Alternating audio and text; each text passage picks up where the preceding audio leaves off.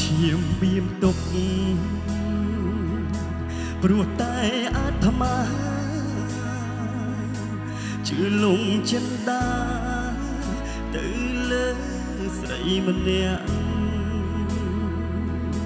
ស្រឡាញ់ជឿជាក់ថាគេស្មោះស្ម័គ្រអន់ទាំងទឹកប្រាក់ធ្វើឲ្យស្រីភ្លេចបងតន់ច្រើនលើកច្រើនសារអូនឆ្លើយដល់សារថាគេជាមិត្ត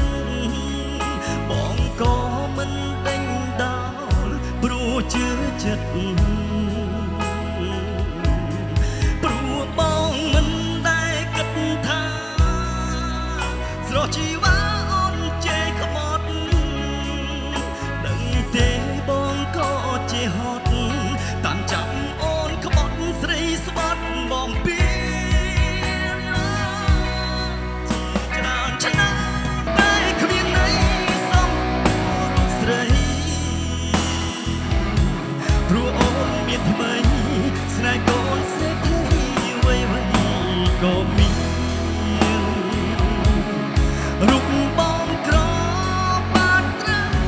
ស្រែកឃ្លានអនុសាវរីយ៍ធ្លាប់សាងធ្វើឲ្យបងក៏ឈាមស្នេហ៍បរាជ័យ